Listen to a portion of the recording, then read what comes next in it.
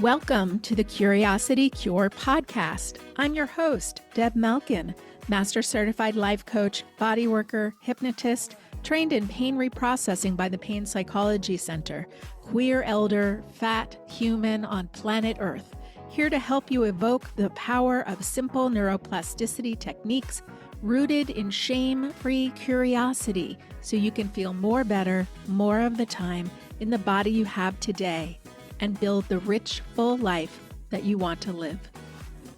A quick disclaimer, this podcast is not a replacement for medical care. I am here to provide insights and techniques that can complement your healthcare journey, but always consult with your healthcare provider for personalized advice. Hello, feelers and healers. It is Deb with the Curiosity Cure, and I am very excited to bring to you this conversation today. And I would like to give a gentle content warning, or it's not really a warning, it's just a content awareness that there is some conversation about childhood abuse, assault, and suicidality. We don't go into any content, but those things are mentioned. And I think that it is important to let you know ahead of time so that you can take the very best care of yourself that you can. So that might mean one option is to read the transcript ahead of time and make sure that you're feeling comfortable when you're listening, or making sure that you listen when you feel like you have the capacity to really hear, and or turning it on and off, listening, coming back to it, taking breaks, coming back to it, right? You don't get any point for powering through anything. And this is a great opportunity for you to even become a loving self-witness for yourself. I might be calling this one Neurodivergence and the Inner Conversation. I hope you enjoy. Thanks. So hello, Mattia. I am so happy to talk to you today. I almost cannot express how excited I was to get that enthusiastic yes back from you. And I was like, hey, I would really like to talk to you specifically about your pain recovery journey. That's the language that I use. You may use different language. And so I'm really excited to dive into this conversation. I know that so much of the work that you do, you have your own podcast, you do work to help enable other people's journeys. And so I think this conversation is going to be really powerful in that regard. And of course, also selfishly, I like you and I like talking to you. And so it was like a double win. Yay. Yeah, we always have a good time.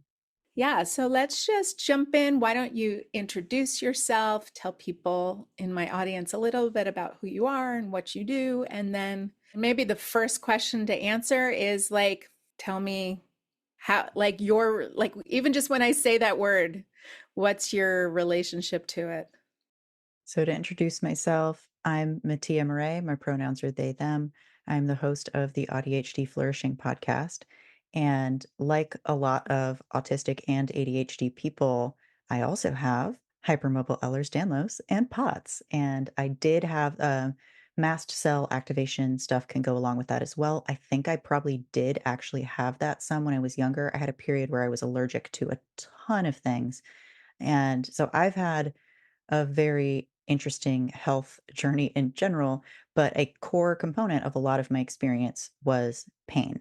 And pain was what got me to address a lot of my psychological issues and trauma. I had a lot of trauma. It's so hard, I feel like, to describe how bad my childhood was without saying anything that would be overtly horrifically triggering. The best kind of uh, shorthand I have so far is me and my siblings have made multiple therapists cry when we describe our childhood. So it was bad. And I didn't know that until I was about 20. Okay. So I grew up very, very sheltered. I grew up quiverful, which is a very weird, specific little niche evangelical thing. I'm the oldest of 7, but my mom had 16 pregnancies in my childhood and almost died multiple times from miscarriages, would have died without the medical intervention that is only available because abortion is still legal. So that's something my mom has not understood, kind of like putting those pieces together, my dad is very violent and my mom is very emotionally abusive. And part of the reason that pain got me to address what was going on is that I internalized a lot of things, like a lot of high masking or late discovered neurodivergent people do. So I was internalizing a lot. And then you add the Ehlers-Danlos, which is a connective tissue disorder, on top of that. And as a specialist told me more recently, well, hypermobile joints just hurt sometimes, and there's not really anything we can do about that. So I'm in my, I don't know, 10th or 15th round of PT right now, for Mm. just stuff going on. And the pain that I had was actually the worst between about ages like 16 and 25. So it was like by far the worst when I was younger. And so part of my journey that I feel like is a little bit unintuitive is that most people are like, "Oh, I'm getting older and things are starting to hurt more." I'm like, I was in debilitating, I passed out from pain on a regular basis in my teens, and it was just so unmanageable, and it was so alienating to feel like nobody believed me, because when I would seek medical help, they would just be like, "Well, you're fine most of the time," right? And, a lot of just no help at all, or giving me things to do that were actually bad for me, like stretching. So when I was 20, I dislocated a vertebra in my spine doing a dance thing. And that was when a doctor said, "Oh, it's because you are severely hypermobile." And I was like, "What? Mm. No one's ever said that to me, even though I've been getting injured and complaining about pain since I was, like, 7 years old. Nobody had ever, uh, bothered to, like, see if there was anything behind that. So that's kind of when I started doing the, I guess, more, like, medical journey. I also grew up with, medical neglect, so just, like, not getting medical care also didn't help. And at the same time, I don't know that they would have done anything from what I've heard from other people. Yeah, that might have meant surgeries. That might have meant other interventions that still would not lead to feeling better. Yeah. Yeah, so I guess when I was, like, 16, I started my own sort of self journey of, like, reading books, trying things like art therapy, but on my own. I would basically, like, read a book and then self-therapize. I didn't actually start therapy until I was 18, after an assault, actually. So that was, like, an obvious, I mean, I had big T trauma in my childhood, I just didn't really know that or, like, remember enough of it, basically, and then when I started actual therapy and started saying things, they were like, "Oh, what now?" Like, no, Mm. that is not a nice, cute story, that is a horrible, horrible thing," and that just kept happening over and over. I basically was seeking anything that would work, and I tried all kinds of things in the sort of, like, woo category, including things that I believe don't do anything and I think really are placebos, but placebo works Mhm. really well for pain. And I was just like, anything, I will do anything. I was trying all kinds of things. If somebody suggested something to me, I would try it, which I think is another common experience with pain. You have like this Mm. period of like, I'll do anything, I'll try anything, and then eventually you get to the point where you're like, stop suggesting things to me. Like Yeah. that is not helping. Many years later, I learned that my body has a tendency towards some specific vitamin deficiencies. Like my body doesn't process B12 well, I think. Mhm. Um, and that's one that a lot of neurodivergent people report having issues with, or that it makes a big difference when they supplement with it. So it's not so much that there was like one single thing that was like, oh, this fixed the pain. Looking back at it, I think if I'd known how hard that journey was gonna be, I probably would have killed myself in my teen years. Like, the decade from 16 to 26 was so hard, and of course, I obviously, I'm a very staunch wait and it will be better later advocate now, Mhm. but, like, pain is so, and especially that type of pain that people don't understand and don't believe, and that you're like, "I'm trying everything," and, like, some things are helping somewhat. It was, kind of up and down, but I think the combo of the psychological trauma, the masked neurodivergence, the actual medical conditions that were undiagnosed, and then, a lot of tension Mhm. from, again, all those things, like, all those Yeah. things together, just, like, a huge amount of muscular tension, just made it so hard to even see a path to getting better. So I basically just doggedly stuck with it and tried a bunch of stuff, and eventually it just got a little bit better, and then I certainly talk about more, like, specific things where I feel like there Mhm. were big leaps forward, but I feel like that initial almost 10-year period was just kind of trying everything, and it sucked. There's such a different experience when you're in it and then when you're kind of past it and able to reflect. Because 10 years is a long time. And it's a long time when you're young. You know, your brain is still developing and you don't have a sense of history, right? So when you're 16 and you look back 10 years, you're six. Like a lot happens and changes in that time. I mean, I'm 54 now and I look back 10 years, I was 44. I was still an adult. There's a different quality in being able to understand time and even the things that are happening on the inside of you that are creating what we call pain or the experiences that you're having in your body. So just listening to that, I just see the fortitude that you have, and also just like so much love for that you who suffered so much. And thank you for naming all of that and for feeling like safe or comfortable enough to share. In the mind body world, people talk about ACE scores, that's adverse childhood experiences, and how that relates to chronic pain. And people don't understand because we've been taught a Cartesian model of the body that if you feel pain in the body, there's an injury to the body. But we're a whole system. We have this mind body experience, and pain is often a protector. All kinds of things that we're learning now about threat physiology and cell biology. And I think neurodivergence and what we're learning, mast cells and all these things, we're kind of in this place of emergence. And one of the things that I see going on is both a lot of hopefulness and a lot of fear.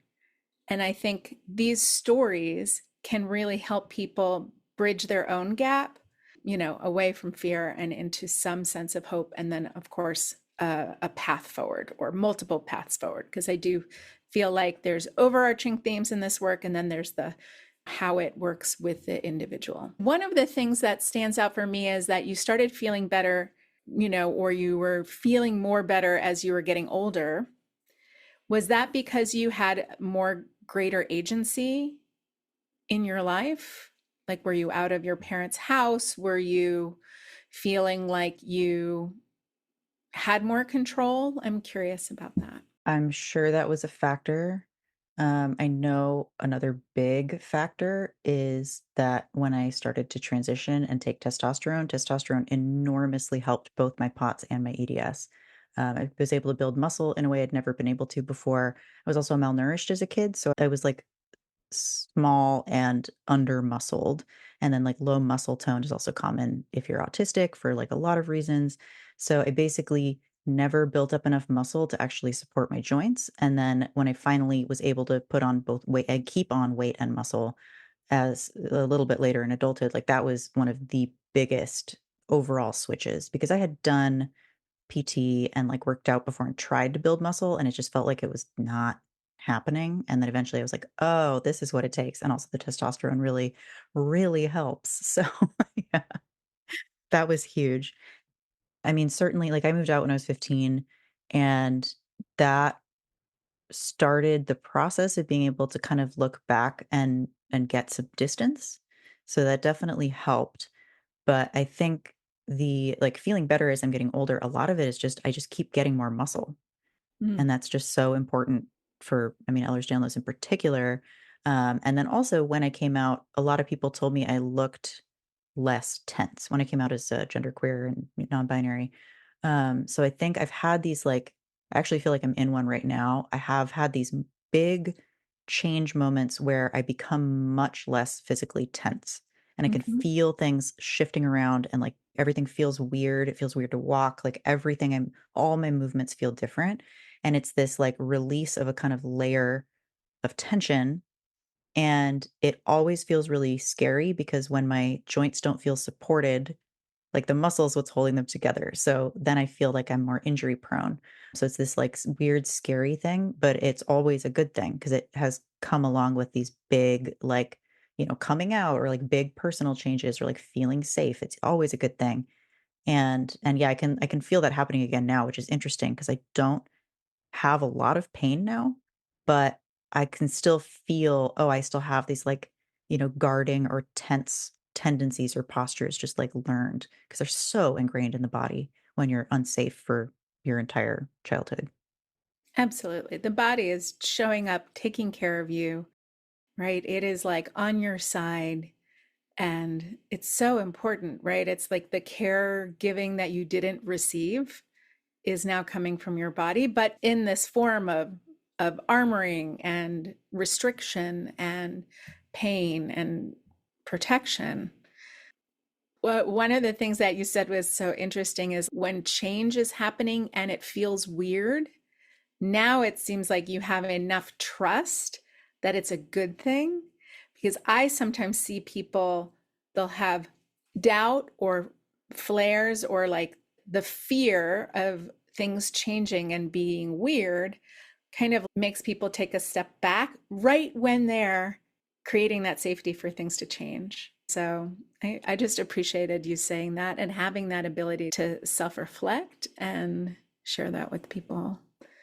Also, parallel, like being postmenopause, I am also taking testosterone, but in a hormone replacement dose because I'm Right. not at this time in my life, like I'm identify as non-binary, but I'm not interested in inviting in any gender change with my hormones. But, and it's so fascinating because there actually is no kind of hormone replacement therapy for menopause dose of testosterone. So it's a very fascinating little universe of sexism. But it's so interesting to kind of try to map my own journey with pain and as it's changing and bringing in testosterone and estrogen into my world alongside these other mind body practices because it's hard to know, right? There's no just one thing. I want to know a little bit more about the idea of safety as well as how that pairs with neurodivergence.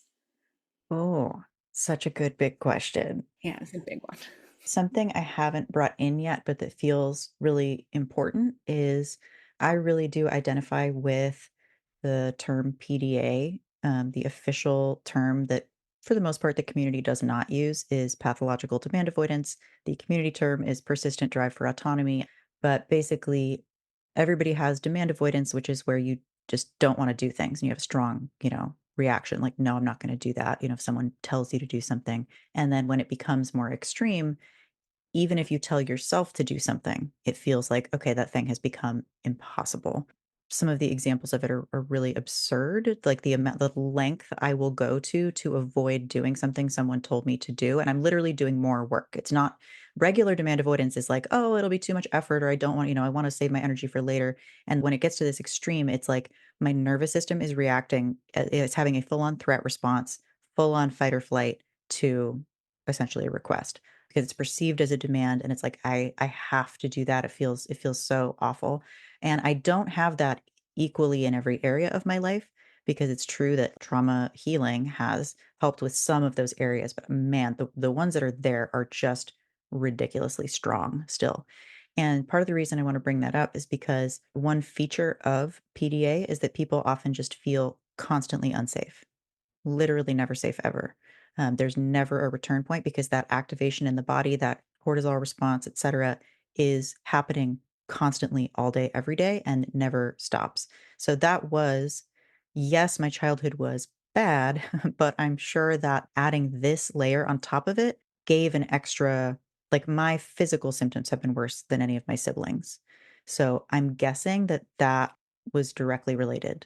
And then also, they had me and I didn't have anybody because I was the oldest. So that was another factor that, anyway, the PDA piece, like the neurodivergence, the safety, you can understand intellectually that I'm allowed to say no and your demand doesn't mean anything to me and I'm allowed to, do whatever I want. But like it's this weird process of gentle parenting and like low demand parenting this part of myself, basically. I feel like I'm infantilizing myself, but I have to do it to get through the day.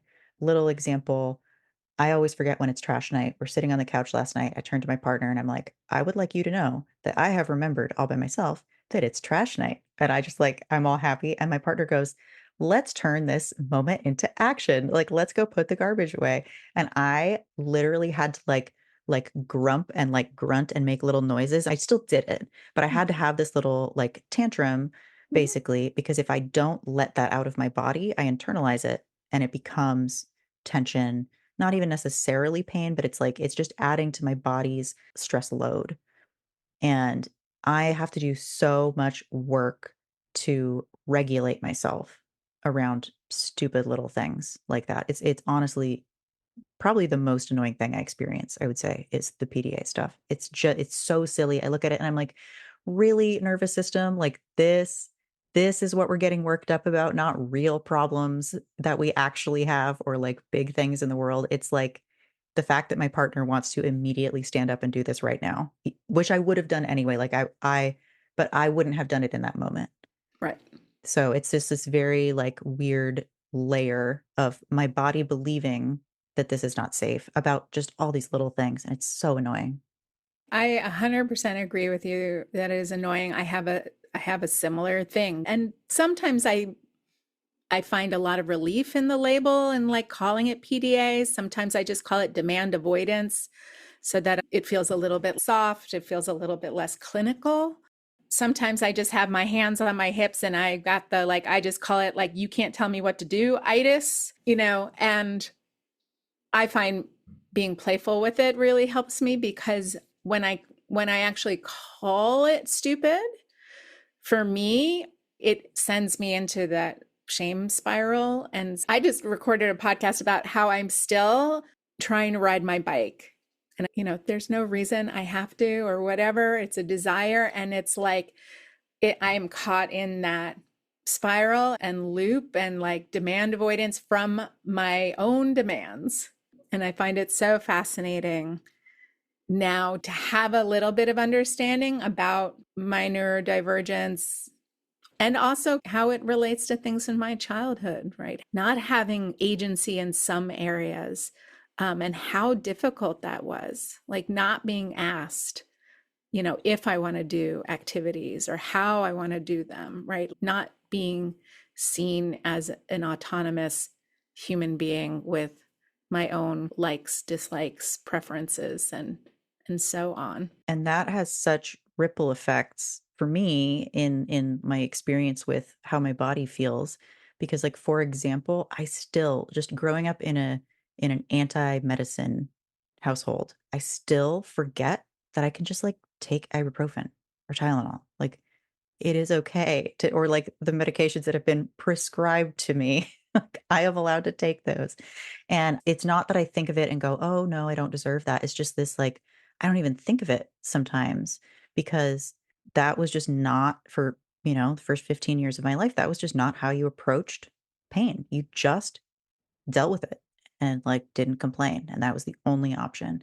And that's, like, obviously so toxic, but it really does, like, that lack of autonomy, I think also trickles into, like, my experience isn't valid or isn't important. Like, it's not worth if I'm having discomfort, sensory discomfort in a space where no one else seems to be having a problem, if it's something I can handle myself, like put in earplugs, great. If it's something where I have to ask somebody else to, like, change everything, "Can you turn the music down? Can you turn the lights down?" Like, that feels so much more consequential, Mhm.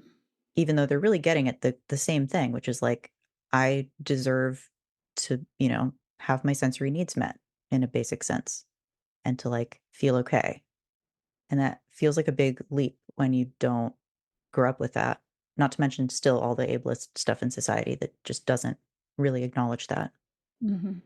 All of this feels like one of those, like, I don't know if it's like a Japanese cake that has like a gazillion little tiny thin layers, but this whole thing feels like this very multi-layered experience about, yes, resourcing that internal safety, but also feeling confident in resourcing external safety. So that might mean learning how to ask for help or being able to articulate your access needs or like, and all, and then structural things like things that we actually do to our body that help us regulate and interact with the world.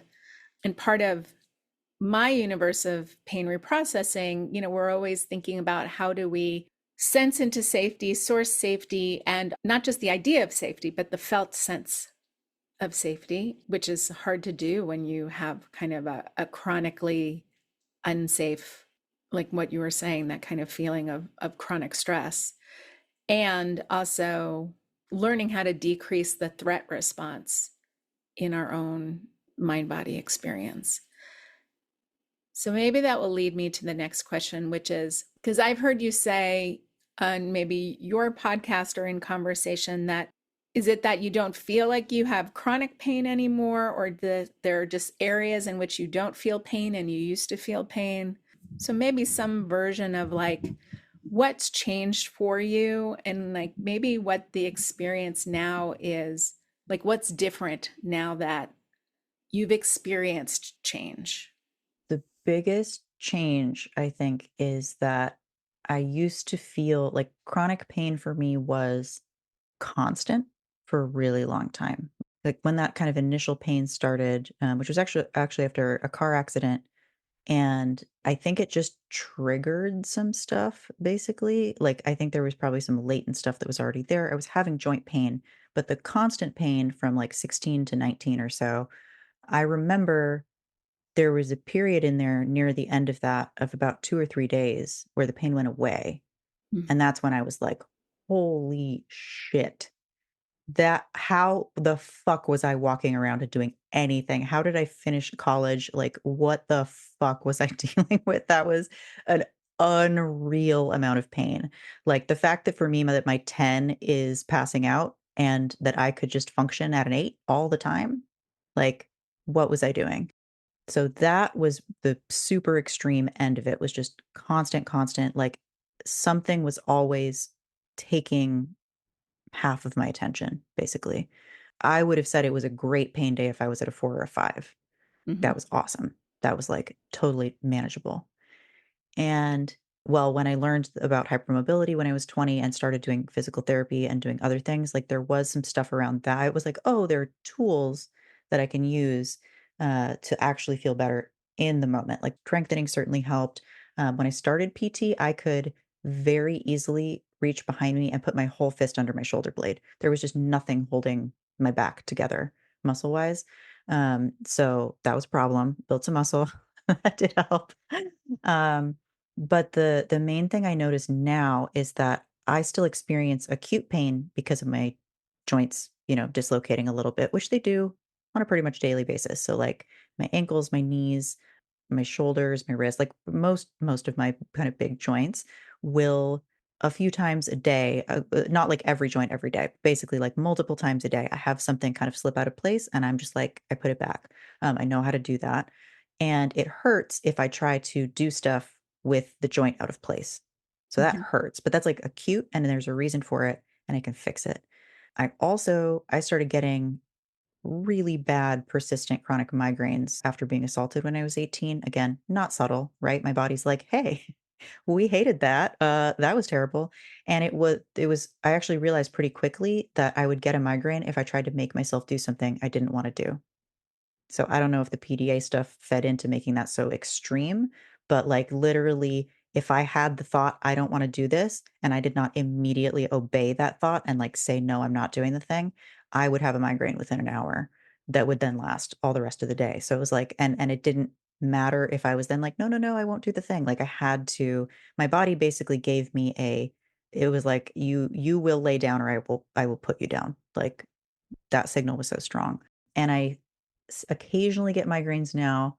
I had very, very few for like a few years. And then lately I've been getting them a little bit more again. And I think it's because I've been pushing my body more and like trying to do more physically. And I think it's a little bit my body's way of like pushing back. So I at this point see a migraine as like a, oh, whoops, like I did too much, or I was, I don't consider myself a people pleaser, but everybody does it sometimes. If I just like Of say I'll course. go to the thing and I really don't want to go to the thing, I will probably get a migraine before the thing starts or like as I'm heading out the door. Like my body's Mhm. just like, nope. You can say no and stay home and have a good time, or you can be in pain for the rest of the day. So that's the one thing where I know that's chronic pain, like migraines are. And I also have tools for that. So again, like if I catch it and like really deal with it right away, it's fine. Yep. But that's the other thing I feel like I really have come up against is even with a lot of tools and even as someone who helps other people with pain sometimes, and I know what works and I know what works for me, it's so hard to make myself do it. Mm. It's so hard to like actually do the things in the moment, especially because say it's a migraine, it's because I'm already feeling pressured or pulled. I'm already feeling a little under resourced. Like I'm not feeling confident enough to say no. Mhm. And I'm like, "Yeah, of course I don't wanna sit here and, like, do the thing for 20 minutes that I know will make me feel better. No, I don't wanna put my phone down." I wanna feel relief, but I don't wanna, like, work for it. I work all the time, like, I'm always, like, regulating and helping my body, and it's like, I'm super, super grateful for how I feel. I didn't know it's possible to feel this good. I'm super grateful for that, and every time I have to, like, work to feel better in the moment. I'm just like, oh, is it ever gonna end?" Even though it's like 1% of what I used to experience. It's kind of funny. It is funny, like those of us in the mind body world, like when we have flares, like when we experience the human experience, and we're just like, I can't possibly know more. And that does not give me the magical hall pass. And it's the most annoying thing ever. Yeah. The best part is to have colleagues that I can share that with and just be like, this is what's going on. I know what it is. I know why I'm having this pain flare. Like, and I don't want to deal, and sometimes what other people often do are just hold that permission of like, yeah, this is terrible. And they also hold then the greater knowledge, which is like, it's temporary.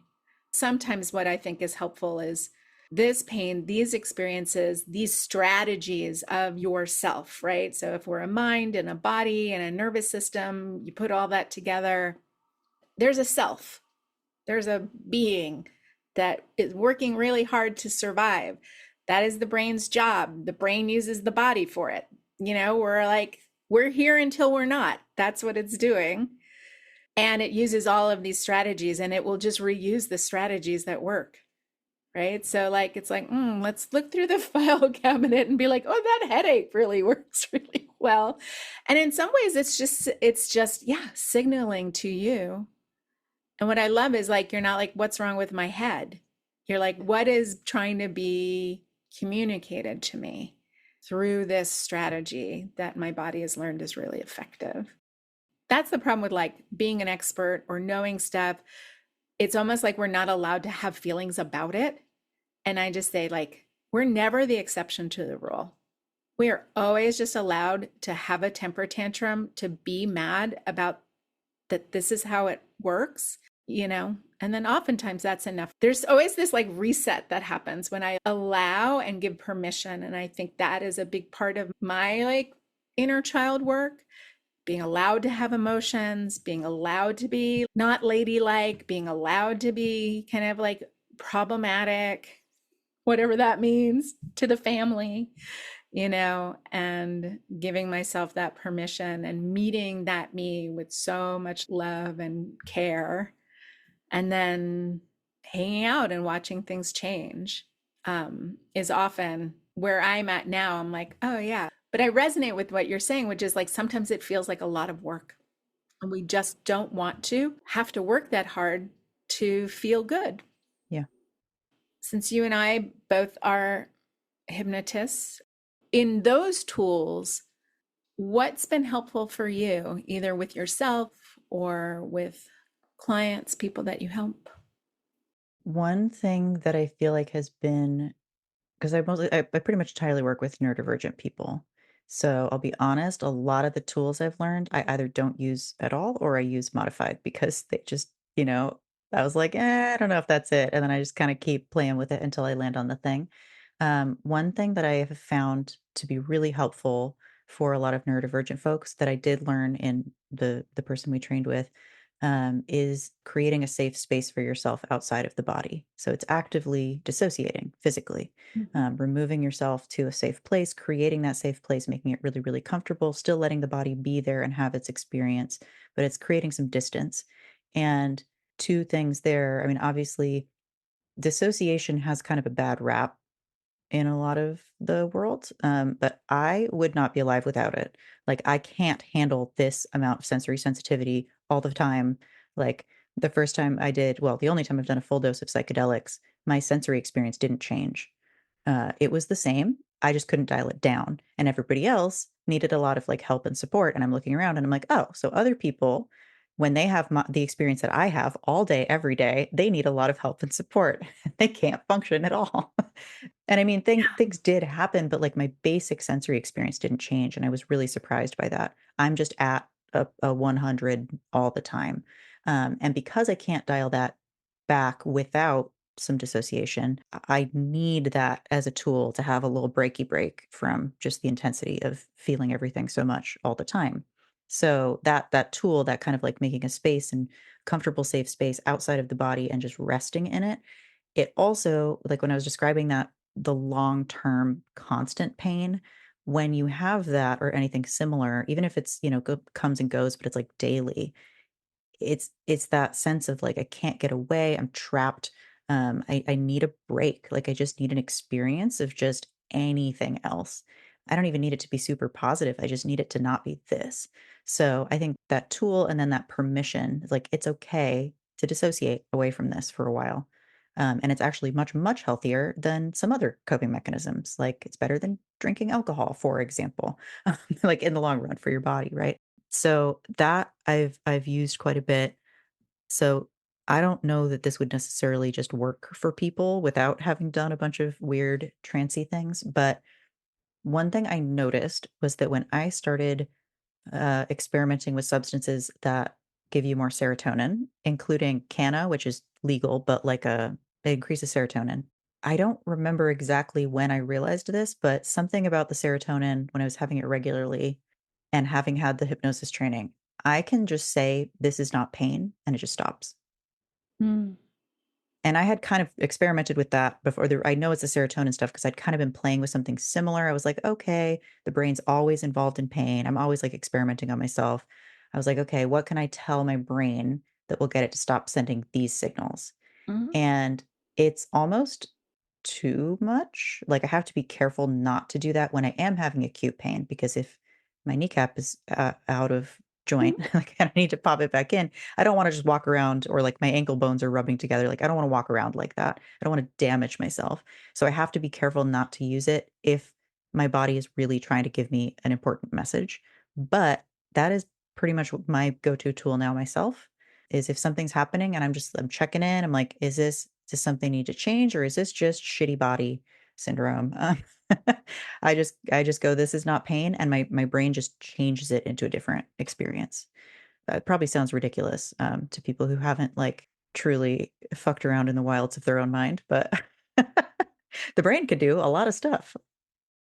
But I think that's what's so powerful, right? Is just even just adding the idea, like we can't know what's possible sometimes until it's been introduced as like, yeah, you can talk to your brain and say, this is not pain, right? And obviously, it's not as easy necessarily as waving a magic wand, but there's a quality to it. There's a way of engaging. Again, it's like when we start to understand that the brain is involved and it's not just true messages from the body, Right. that gives us a lot more space to play. Yeah. One of the things that I do with clients is like I talk about like where's not pain? Like where's not sensation? What is everything else that's not this?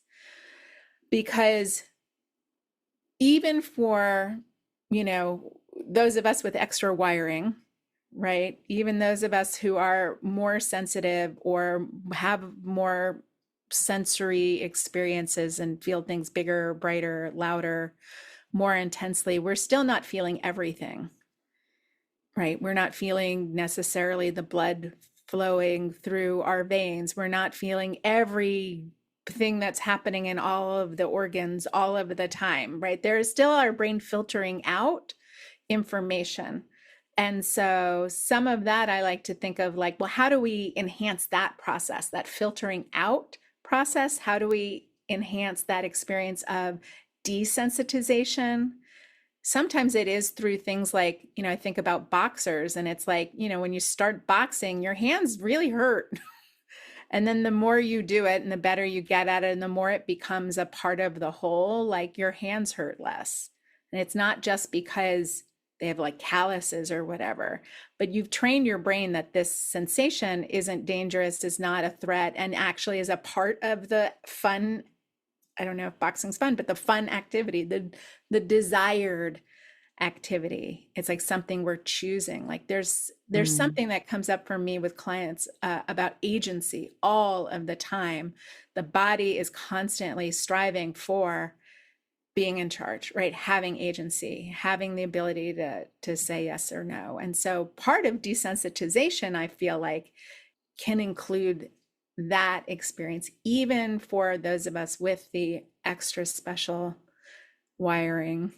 But it's hard to measure, right. right? Because unfortunately, we are not cars and we cannot just like plug ourselves into a little sensor machine and be like, oh, this is where this wiring is, and this is where this wiring is, and this is what's happening in your brain. And, because the brain learns. Like one of the things from the Boulder back pain study and other studies on pain, when they did fMRIs, they watched pain go from one part of the brain to the learning part of the brain. So the brain is like, oh, yeah, this is what's happening. This is what's supposed to be happening. This is what I expect to be happening. And then it just like, it gives it to you ahead Yeah. of time in that predictive way. And you're like, no, thank you. I don't want that. And I do think that's part of what's happened in my own, at this point, 20-year journey, is that I think some of that like learning stuff is being truncated by that. When I say like this is not pain, it doesn't make sensation stop. I'm still having sensations. It's Mhm. just my brain's not going like, oh my God, alarm, alarm, alarm, like put all attention here. It just becomes a little bit more background, a little bit of part of my experience. And I know, like, I'm not trying to sound like, the 4-hour work week when you're really working a 40-hour week, but you're just saying it's really only 4, like, that's No, it you're really not gaslighting yeah, yourself. exactly. And it's actually that particular process doesn't feel like dissociation because the sensation's still there. It's just turning off the switch in my brain that's turning it into an alarm and, Right. like, freaking out. And I know there are a lot of techniques and modalities that essentially use that as a like, that's part of the central method because it works. It's Yeah. just and it's increasing safety, right? It's just saying just a little bit like, "Hey, this is okay. I can have a sensation, in my knee at a 2, and I can still do everything I need to do, and if something hurts, I can stop." And I still always want that, protective capacity to feel, "Oh, this is too much." And even that I've learned through trial and error and, like, in physical therapy when they're saying, "Don't do it if it's too much," I always say, "What does that mean in this case?" Because I can push through a lot of pain and and so they'll give me a number and I'm like, "Oh, okay. That's actually really useful. Like this one actually isn't really supposed to hurt. Oh, this one it's okay if there's like a little, could be a little bit more uncomfortable, but like Mm. it's different and for different exercises they're having me do." And, I still pay attention to my body. I know I'm the expert on my own body and at the same time it's nice to have a professional be like, "Oh, no, it's okay to have like what we might call pain in this instance. Like that's actually normal and Mhm. fine." But not over here. You don't want like, if this hurts, just stop. And I'm like, "Oh, I didn't know that. I was pushing through that one," you know? Mhm. Yeah. It's so powerful because we only know what to do through the messages that we receive, right? And there's just a ton of nuance and paradox in this work. And when we kind of offload our internal decision making to other people and like only let other people be the ones who are like the experts that we follow, then like our body is just literally going to scream at us. It's just going to be like, you are not listening to me.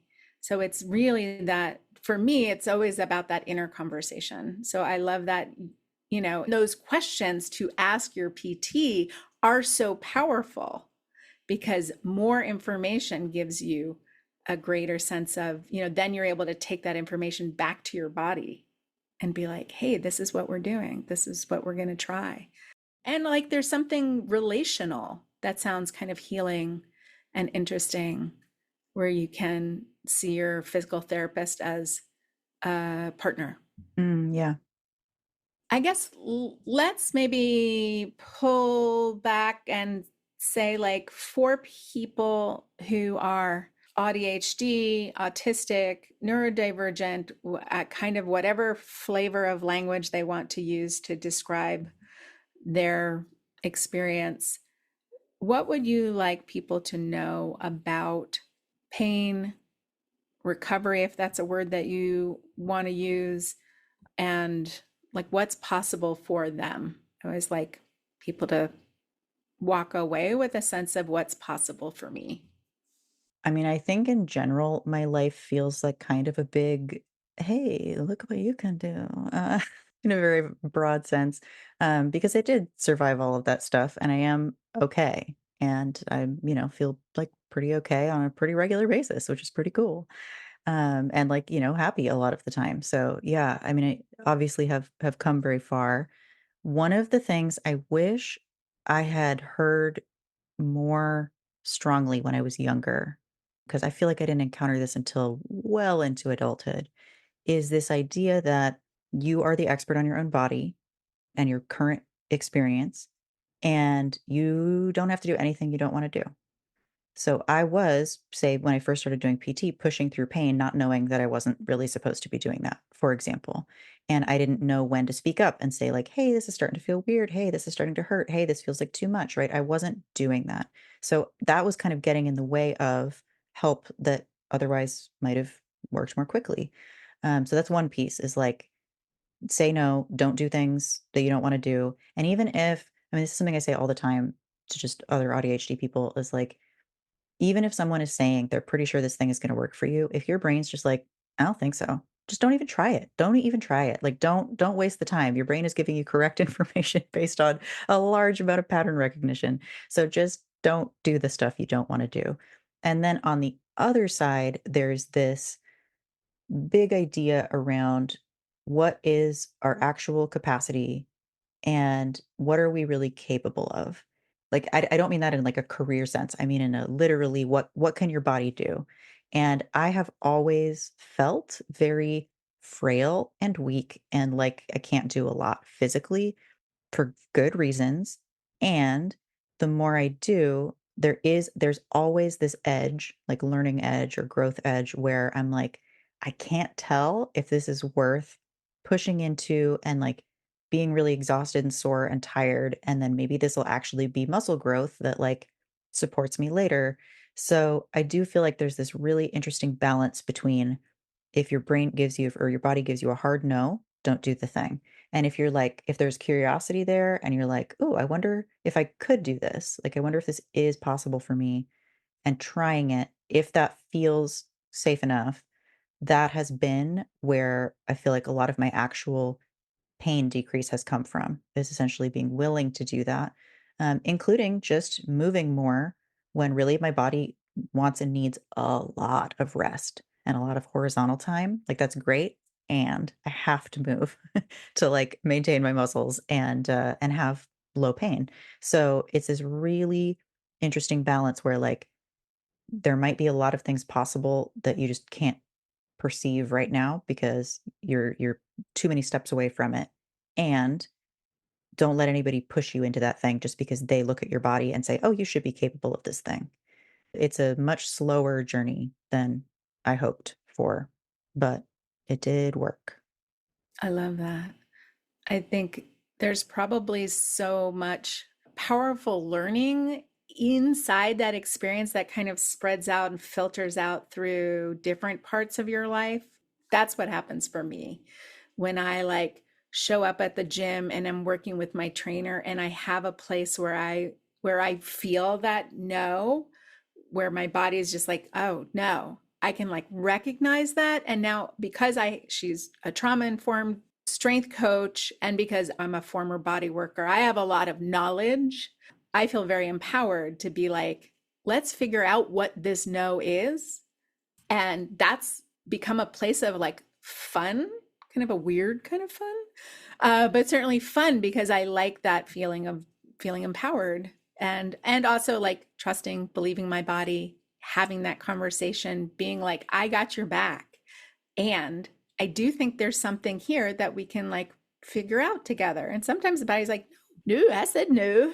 Let's just move on. And I'm like, okay, and building that again, that kind of conversation. And it only, like learning only happens through learning, right? We only get to know that through those little like invitations of exposure.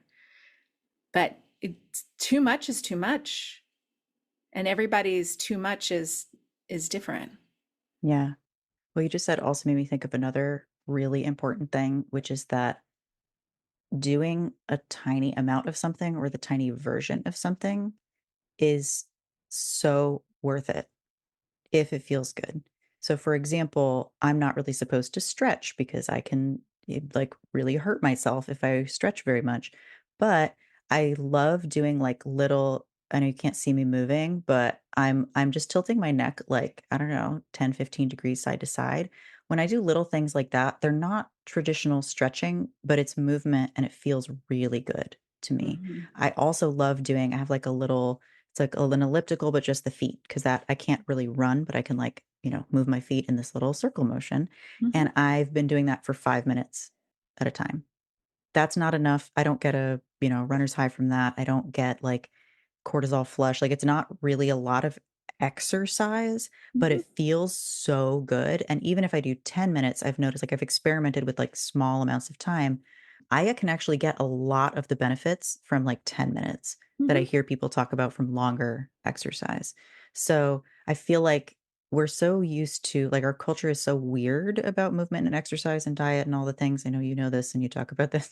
But Ad like nauseum, yeah. it it's so like a little bit, if that's what feels good for your body, like my body just doesn't have a lot of stamina, and I don't wanna push it and then not be able to think later. So I have to, work with what I have, and I also do identify as disabled, and that I think is a hard transition to see yourself as disabled, but it also helps me be like, okay, what is my actual capacity within that? I'm not trying to look like a neurotypical person. I'm not trying to look like someone who doesn't have a connective tissue disorder. Like these things are, and with the pot stuff, it's like that affects exercise and energy and like brain fog and all these things. It's like, I'm not trying to not have this body. Mm. And what can I do within this? And a lot of that for me means little things and things that other people would look at and be like, that's not exercise. And I'm like, well, this is what I can do and it feels good. And I would rather do this than nothing.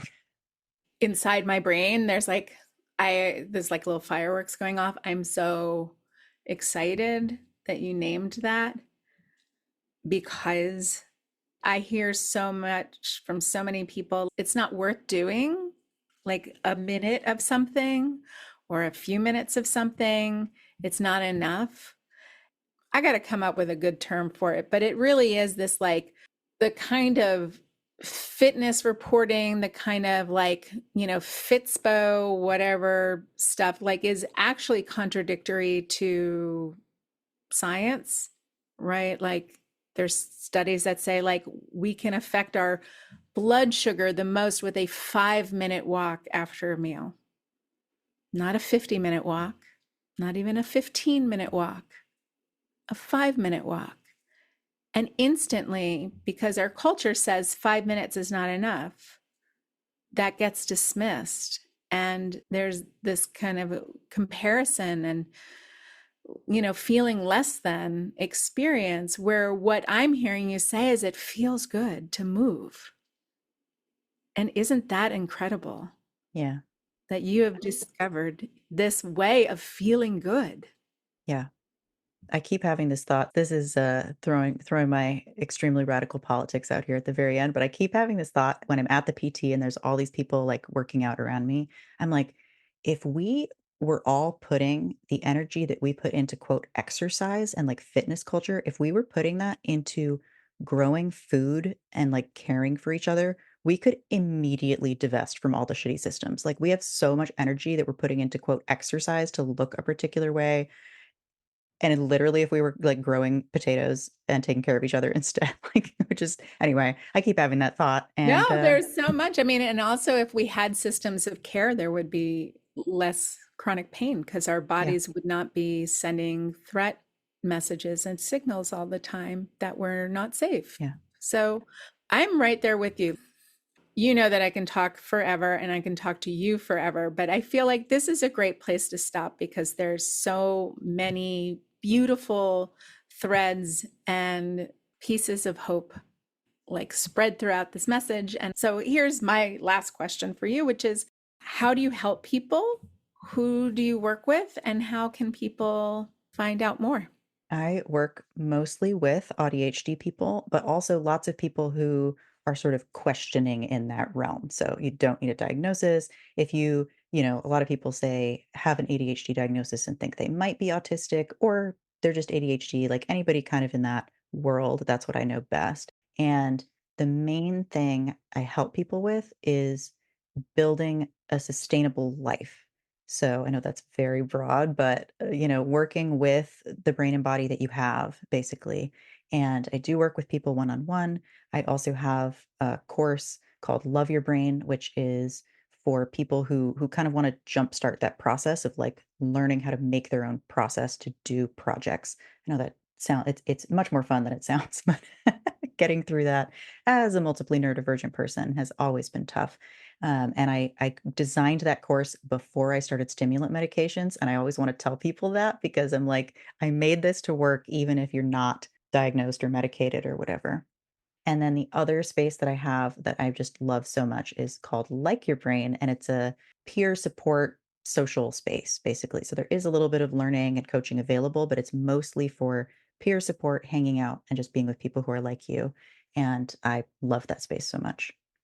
Mm, I think that's amazing. I love that you're creating a space for people to like both engage actively, but also be in community. Those things are super important. So thank you very much. And they can find you on, AuDHDflourishing.com, AuDHD flourishing, like flourishing a saber. I don't know. I'm not good at spelling. I'm not going to try to spell that word right it's now without totally looking fine. at it. There'll be a link. People can just go Thank clicky you. clicky. It'll be super fabulous. And I highly recommend listening to your podcast because I mean, as we know, like learning requires repetition, change requires repetition. Just hearing things, even if they're things that we like already know, we hear them in a new way and it definitely like moves through our body. I know that I learn and listen with my entire body. That's kind of my way. When I realized that, lots of things got better. Yeah. And Awesome. so, yeah, so thank you so much. I really appreciate this. Thank you. Thank you, everybody. I wanted to add at the end that there are recovery stories in the mind body medicine sphere that show people recovering from POTS, from mast cell activation, from the pain with Ehlers-Danlos syndrome.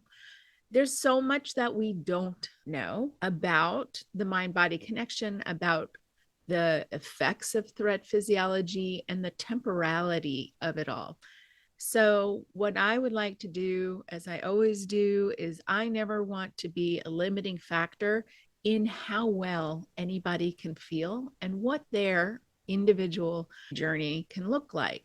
So, when I share these stories, I really want people to take what resonates for them, what works for them, and what helps make those neural connections between their experience and the interviewee's experience and help build a bridge for their own mind body experience.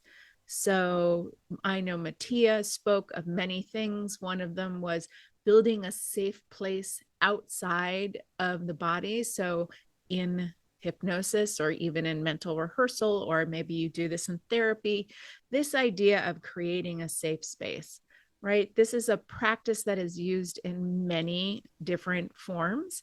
And so creating one that is personal to you and practicing the ability to shift your attention and awareness and embody and be in that space and toggle back and forth. Those are incredible skills. And so I hope that you pick up from Mattia's interview ways that you can help yourself. And then I am also going to be linking in the show notes recovery stories from other people who have dealt with these types of illnesses or symptom groups. And I'm not sure if people identify as AuDHD or not. So, my invitation, of course, is always to take what works for you, leave the rest. I never want anyone to say, because I have X diagnosis or because I have X personality, this means Y. This means I can't feel whatever. I just want to hold an expansive view. None of this is meant to disparage anything that Mattia is experiencing or has shared, because that is also really important to me.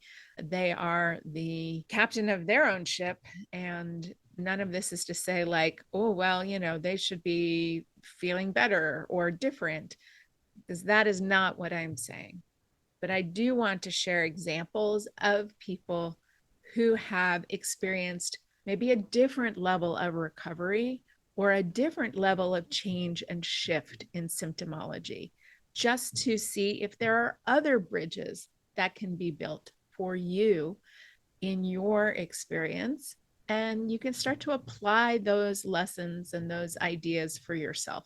As I continue to grow my work and work with other people and come in contact with more and more people who are also on this journey, this mind body healing and recovery journey, I'm really excited to bring you their stories as well.